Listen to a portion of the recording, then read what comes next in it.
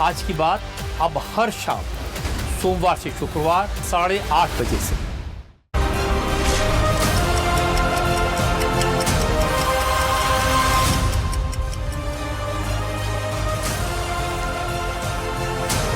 नमस्कार, आप देख रहे हैं इंडिया टीवी। आपके साथ मैं हूं मीनाक्षी जोशी। सुबह के 10 बज रहे हैं, वक्त हो गया है दमदार 10 का। पॉलिटिकल एनालिस्ट सज्जन कुमार जी हमारे साथ स्टूडियो में मौजूद है। वरिष्ठ पत्रकार राजकुमार सिंह जी भी हमारे साथ स्टूडियो में मौजूद है। बहुत स्वागत सर आप दोनों का।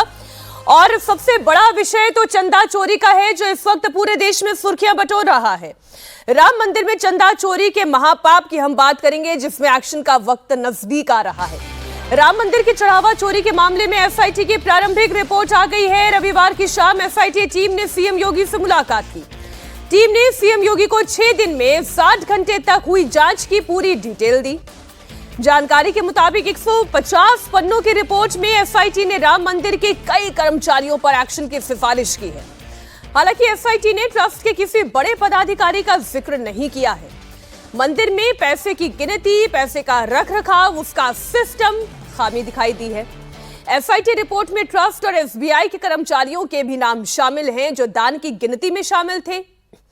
एसआईटी ने अपनी रिपोर्ट में बताया है कि दान पात्र से जो रुपया निकाला गया, उसे काउंटिंग सेंटर ले जाने, उसकी गिनती करने, उसके रखने का सिस्टम कुछ भी ठीक नहीं है। मंदिर में सोने और चांदी के जो जेवर चढ़ाए जाते हैं, उनका भी रखरखाव और गिनती ठीक नहीं है। रिपोर्ट में चढ़ावे की रकम को बैंक तक ले जाने के तरीके में भी खामी है। लॉकर की 2 अलग चाबियां होनी चाहिए, लेकिन वो नहीं है।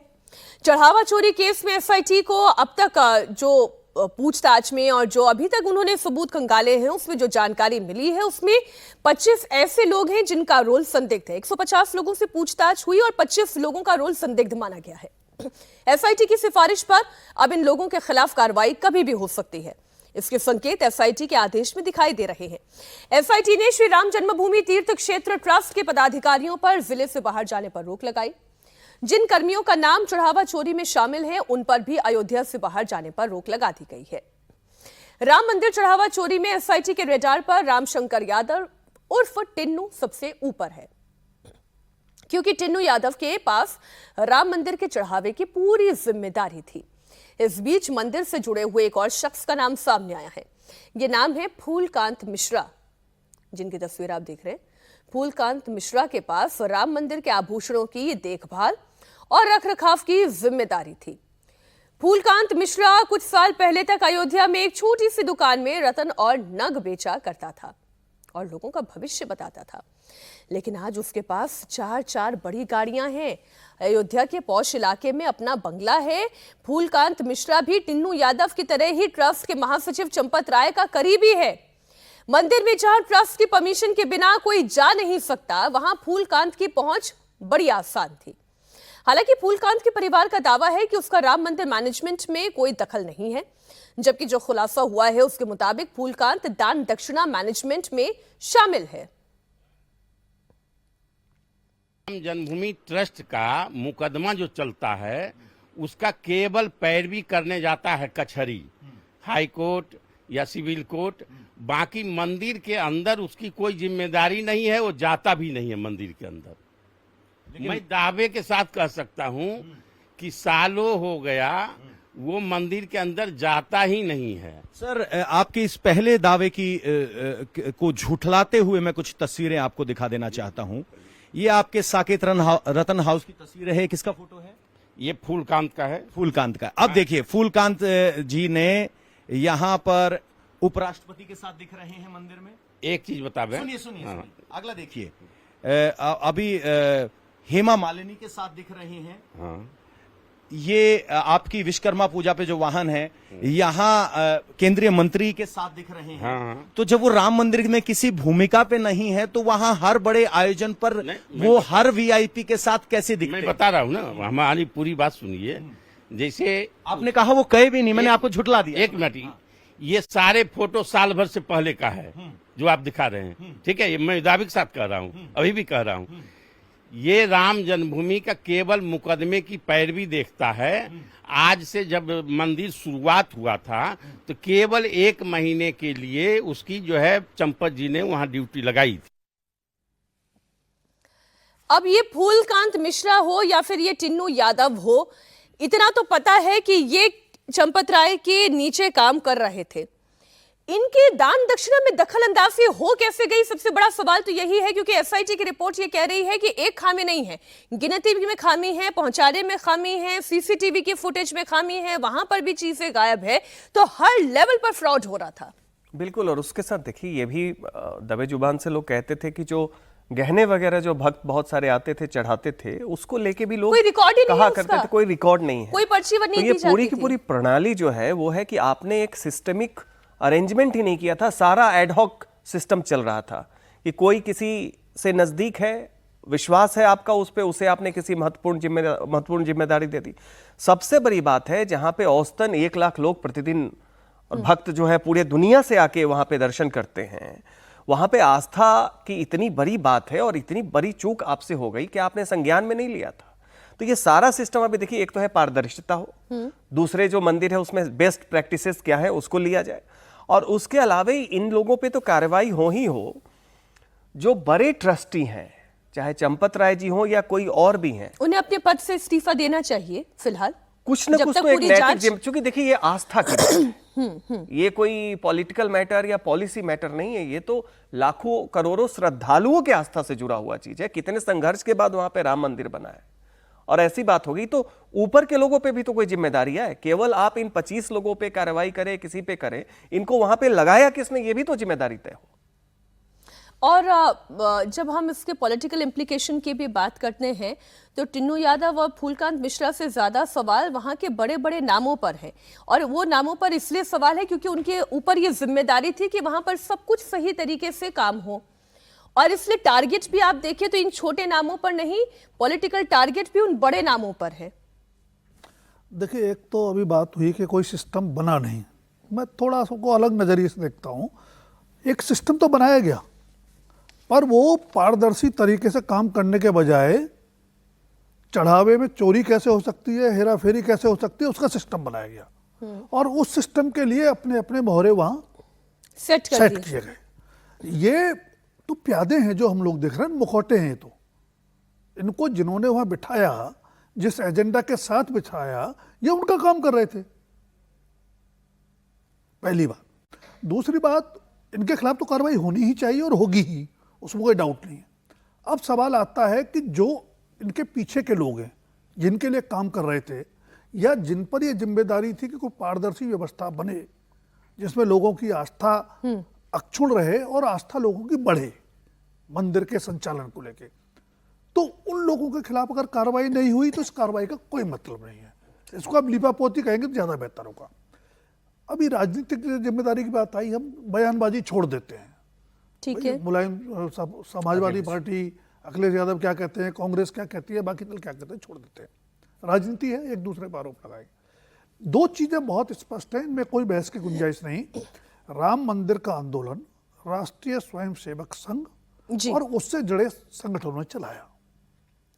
तो अगर राम मंदिर के लिए जमीन खरीद फरोख्त से लेकर के चंदे में चोरी तक, चढ़ावे में चोरी तक कहीं कुछ गड़बड़ी होती है तो राष्ट्रीय स्वयंसेवक संघ की नैतिक जिम्मेदारी है, निश्चित। क्योंकि करोड़ों हिंदुओं ने उसके और उसके अगुवाई में चले आंदोलन पर विश्वास किया और उसमें हर संभव सहयोग तन मन धन से दिया।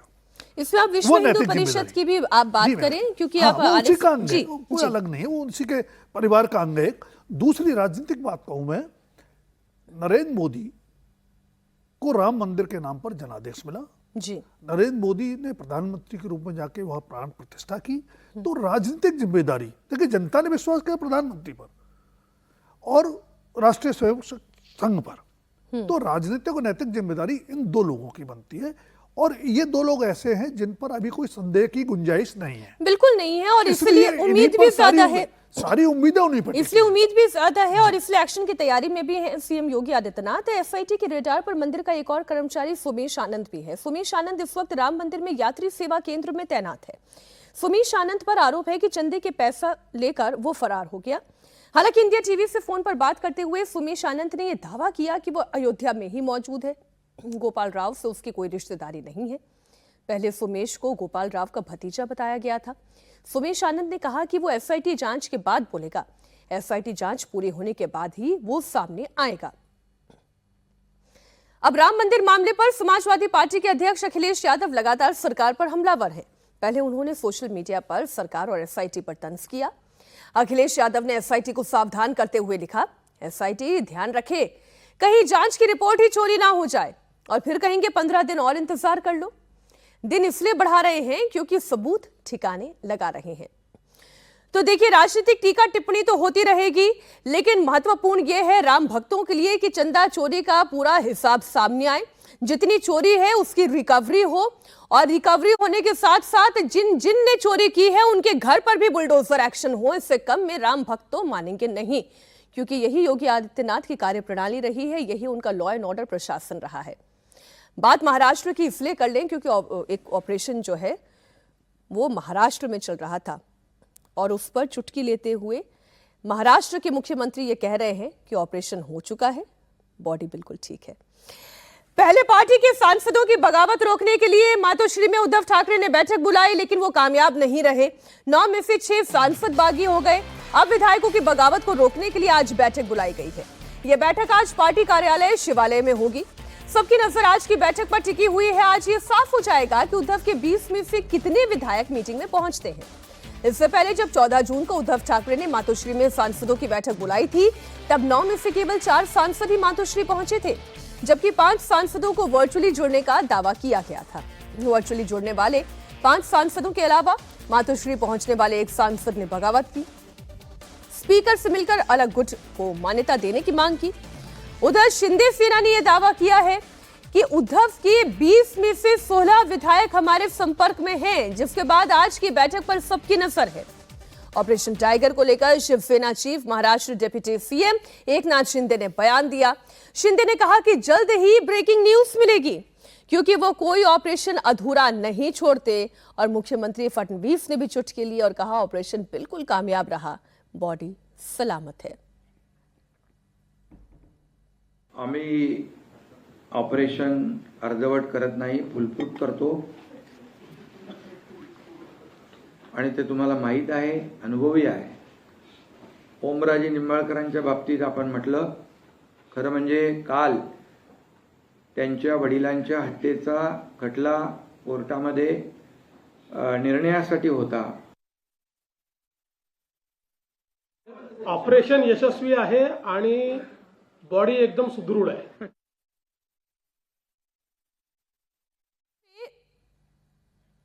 महाराष्ट्र के मुख्यमंत्री ने कहा ऑपरेशन यशस्वी आहे, मतलब ऑपरेशन एकदम कामयाब रहा। शानदार तरीके से क्या सुपर ट्रांसप्लांट जो उद्धव ठाकरे के पास कितने बचे? 3 सांसद, और अगर 20 में से 16 हटा दीजिए तो 4 विधायक। हाँ, तो जैसा दावा है, और जो 2/3 है उससे काफी ज्यादा है, 3/4 है। और एक और है कि इस ऑपरेशन में, बाकी ऑपरेशन में क्या होता है कि उसी शरीर में कुछ बदला जाता है, लीवर बदले, किडनी बदले, हार्ट बदले, शरीर ही बदल दिया। यहाँ पे शरीर ही बदल दिया जा रहा है। तो वैसी स्थिति में यह शानदार है। और अब देखिए, बात सही है कि इन्होंने भी कहा और गृह मंत्री अमित शाह ने भी कहा था कि शिवसेना एक ही रहेगी, कोई इसमें 2 गुट नहीं है, अब 2 अलग अलग नहीं है। अब वो कौन है शिवसेना, वो दिख रहा है संख्या के हिसाब से। अब उद्धव के पास क्या रिकवरी रहेगी, बाद में क्या कर पाएंगे वो बाद में देखें, लेकिन फिलहाल तो आप देखिए कि न विचार रहा उनके पास और न ही धारा रही। विचार और धारा दोनों से गए, क्योंकि विचार तो पहले ही कांग्रेस के साथ चले गए थे, और अब के इस ऑपरेशन के बाद काफी मुश्किलें बढ़ेंगे। आने वाले चुनाव में देखिए, मुंबई में भी बीएमसी इलेक्शन वो हार चुके हैं, जो उनका घर रहता है। तो अब महाराष्ट्र की हालत वही होने जा रही है जो कि बंगाल में हम लोग देख रहे हैं कि कौन ऑपोजिशन होगा, इस पे बहस। एक बड़ी खबर दे देती हूँ, आज शिंदे सेना में शामिल 6 सांसद वो शामिल हो जाएंगे। बागी सांसद है उद्धव गुट से, जो आज शिंदे सेना में शामिल हो जाएंगे। अब से थोड़ी देर में शिंदे ग्रुप ज्वाइन करेंगे 6 बागी सांसद, और शाम 4 बजे फिर इनकी प्रेस कॉन्फ्रेंस होगी, तो वहां से बात और समझ में आएगी। पार्टी बचाने के लिए जो उद्धव ठाकरे इस वक्त पूरी ताकत लगा रहे हैं, वो काम नहीं आ रही है। एकनाथ शिंदे का दावा है कि वो कोई ऑपरेशन अधूरा नहीं छोड़ते। शिंदे ये 4 साल पहले भी करके दिखा चुके हैं, ये उनके लिए नया नहीं है। उद्धव की सेना को वो तोड़ चुके हैं, उद्धव से उनकी पार्टी छीन चुके हैं, सिंबल छीन चुके हैं। अब दोबारा उन्होंने तोड़ने की इससे तैयारी कर ली है, जिसमें से सांसद तो उन्होंने तोड़ लिए। इस बीच उद्धव ठाकरे बागियों के खिलाफ मैदान में उतरने की तैयारी में है। उद्धव ठाकरे 27 से 29 जून तक बागी सांसदों की संसदीय क्षेत्र का दौरा करेंगे, कार्यकर्ताओं से मिलेंगे। इसके तहत मुंबई के भांडुप में बागी सांसद संजय दीना पाटिल के गढ़ में रैली की। इस दौरान उद्धव ने कहा कि जनता ने पाला बदलने वाले सांसदों को शिवसेना और मशाल चुनाव चिन्ह देकर चुना था। उन्हें उम्मीदवार बनाना गलती थी, उसके लिए वो सबसे माफी मांगते हैं। आप सुने उद्धव ठाकरे ने क्या कहा। गद्दारी झाली तिथल्या मतदारसंघात जाऊन मतदारांची मी माफी मागतोय, तशीच तुमची पण मागतोय। कारण तुम्ही माझा आदेश मानून जो उमेदवार दिला त्या उमेदवाराकडे न पाहता शिवसेना या 4 अक्षराकडे पाहून आणि मशालीवरती लढणारा उमेदवार म्हणून अक्षरशः रक्ताचं पाणी केलं आणि निवडून दिलं। साहजिकच आहे, उमेदवारी मी दिली होती त्याच्यामुळे ही चूक माझी आहे आणि त्या चुकीबद्दल मी तुमची माफी मागतो। हे अनुभव गेल्या 60 वर्षातले। आतापर्यंत अनेकदा शिवसेना फोडण्याचा प्रयत्न झाला, फोडली, तोडली।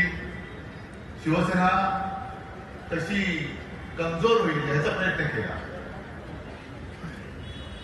आणि जे अनुभव आले ते अनुभव तुम्हाला सगळ्यांना माहिती, कारण तुम्ही या सगळ्या वाटचालीचे साक्षीदार नव्हे करते करविते कट्टर शिवसैनिक आहात।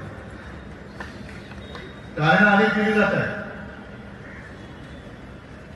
पण काँग्रेसमध्ये विलीन होणार अशी भीती वाटली। आता म्हणून मी सांगितलं ते परत सांगतो की काँग्रेस आणि भाजपा, ज्या भाजपाला ही सुद्धा चूक आपलीच, गल्लीतलं कुत्र विचारत नव्हतं त्याचं बोट धरून आपण मोठं केलं, याचं कोण विचारत होते? म्हणजे सुरुवातीला तर यांचं डिपॉझिट जप्त पार्टी म्हणूनच म्हटलं जायचं। अख्ख्या देशात 2 खासदार होते फक्त, काय भाजपा भारत म्हणजे तशीच लोक आहेत। स्वतःच काहीच नाहीये, दुसऱ्यांची पोरं ही चोरून चोरून चोरून मोठी झालेली पार्टी आहे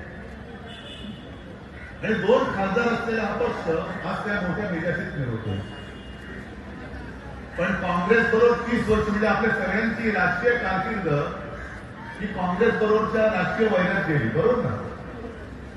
पण तरी कधीही काँग्रेसची शिवसेना तोडण्याचा प्रयत्न केला नाही, काँग्रेस शिवसेना संपवण्याचा प्रयत्न केला नाही, जे भाजपने केलेलं आहे। अब उद्धव ठाकरे जो कर रहे हैं, अब पछताए होत क्या, जब चिड़िया चुग गई खेत, जब आपके 6 सांसद टूट गए, जब आपके 16 विधायक टूटने के लिए तैयार दिखाई दे रहे हैं, तब आप जाकर लोगों के बीच में दौरा कर रहे हैं। चुनौती क्या है उद्धव ठाकरे, क्या अपने विधायकों को भी रोक पाएंगे अपने साथ? मुझे मुश्किल लगता है। मैं अगर हाल के घटनाक्रम को अगर देख लें, आप चाहे बंगाल देख लें या पहले महाराष्ट्र देख लें या बाकी जगह देख लें, तो एक बात तो तय मानिए आज की तारीख में कि नरेंद्र मोदी और अमित शाह अगर तय कर लेंगे कि इस पार्टी को तोड़ना है तो पार्टी टूट जाएगी। कितनी बड़ी है कितनी छोटी है कोई बहस का विषय नहीं है।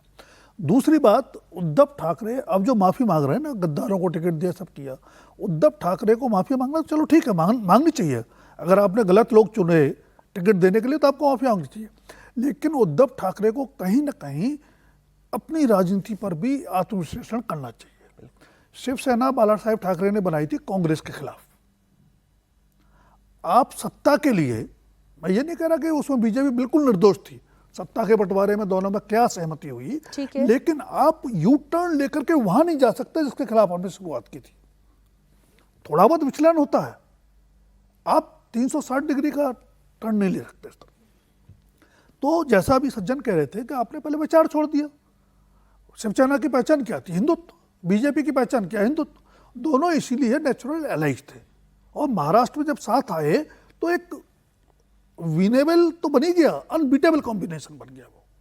तो उद्धव की पहली गलती कि आप बिल्कुल यू टर्न, आप अलग बैठ जाते, बीजेपी को सरकार चलाने देते, संवादहीनता की स्थिति नहीं बनती। और ये जो लेकिन सर ये तो बातें अब बीत गई, अब आगे क्या?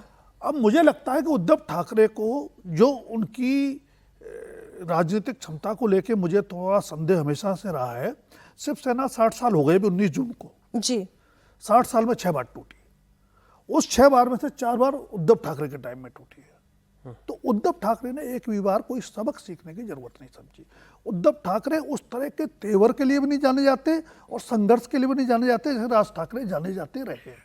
बिल्कुल ठीक। तो उद्धव को शांति से बैठ करके अपनी सीमाएं को पहचानना होगा, तब अपनी राजनीति की दिशा तय करनी होगी।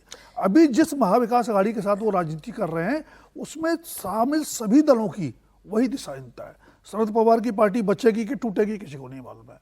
कांग्रेस एक है कि उसमें कितने गुट हैं किसी को नहीं मालूम है। शिवसेना के बंटवारा हम देख ही रहे हैं। बिल्कुल ठीक। तो उद्धव ठाकरे को ठंडे दिमाग से सोचना चाहिए। और एक बात तो में से सब लोग जानते भी होंगे कि उद्धव ठाकरे मूलतः राजनेता है नहीं। उनको तो जो है हमारी राजनीति में धृतराष्ट्र वाली जो दृष्टि है, ग्रंथि है कि बेटे को ही आगे बढ़ाना है, लायक हो या न हो, उनकी रुचि भी नहीं थी इसमें।